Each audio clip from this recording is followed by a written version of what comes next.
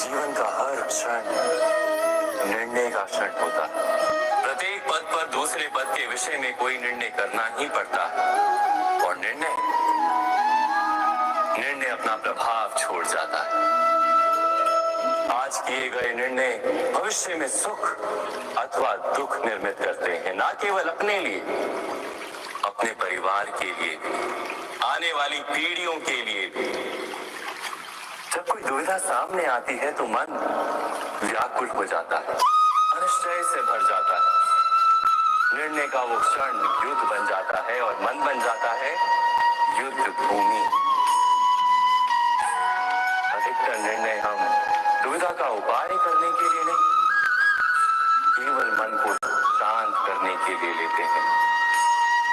पर क्या कोई दौड़ते हुए भोजन कर सकता है? नहीं। तो क्या युद्ध से जूझता हुआ मन कोई योग्य निर्णय ले पाएगा?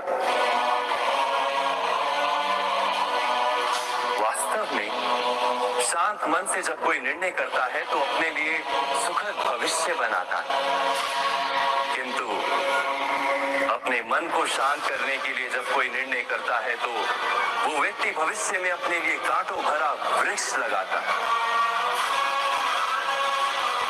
स्वयं विचार कीजिएगा।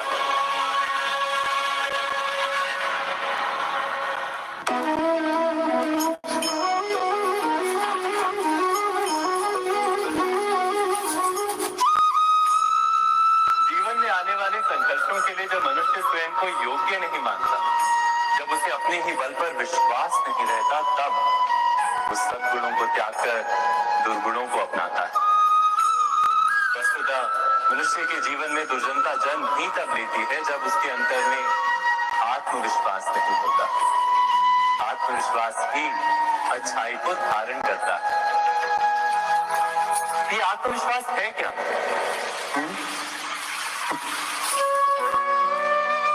जब मनुष्य ये मानता है कि जीवन का संघर्ष उसे दुर्बल बनाता है, तो उसे अपने ऊपर विश्वास नहीं रहता। वो संघर्ष के पार जाने के बदले संघर्ष से छूटने के उपाय ढूंढने लगता है। किंतु जब वो ये समझता है कि ये संघर्ष उसे अधिक शक्तिशाली बनाते हैं, ठीक जैसे व्यायाम करने से देह की शक्ति बढ़ती है, तो प्रत्येक संघर्ष के साथ उसका उत्साह बढ़ता है। अर्थात आत्मविश्वास और कुछ भी नहीं, मन की स्थिति जीवन को देखने का दृष्टिकोण मात्र है, और जीवन का दृष्टिकोण तो मनुष्य के अपने वश में होता है। स्वयं विचार कीजिए।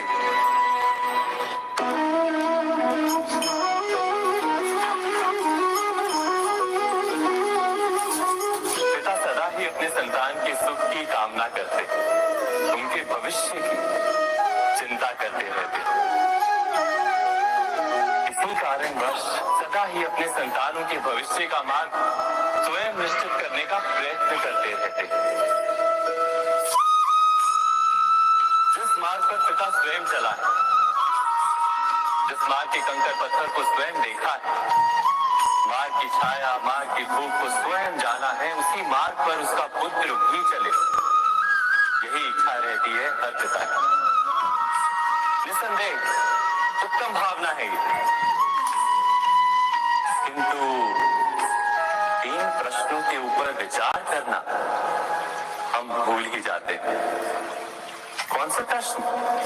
प्रथम प्रश्न, क्या समय के साथ प्रत्येक मार्ग बदल नहीं जाते? क्या समय सदा ही नई चुनौतियों को लेकर नहीं आता? तो फिर बीते हुए समय के अनुभव नई पीढ़ी को किस प्रकार लाभ दे सकते हैं? दूसरा प्रश्न, क्या प्रत्येक संतान अपने माता पिता की छवि होता है? हाँ, संतानों को संस्कार तो अवश्य माता पिता देते हैं, किंतु भीतर की क्षमता तो ईश्वर देते हैं। तो जिस मार्ग पर पिता को सफलता मिली है, विश्वास है कि उसी मार्ग पर उसकी संतानों को भी सफलता और सुख प्राप्त होगा। तीसरा प्रश्न, क्या जीवन के संघर्ष और चुनौतियां लाभकारी नहीं होती? क्या प्रत्येक नया प्रश्न एक नए उत्तर का द्वार नहीं खोलता? तो फिर संतानों को नए नए संघर्षों और चुनौतियों से दूर रखना, ये उनके लिए लाभ करना कहलाएगा या हानि पहुंचाना? अर्थात जिस प्रकार संतान के भविष्य का निर्माण करने के बदले उसके चरित्र का निर्माण करना श्रेष्ठ है, वैसे संतानों के जीवन का मार्ग निश्चित करने के बदले उन्हें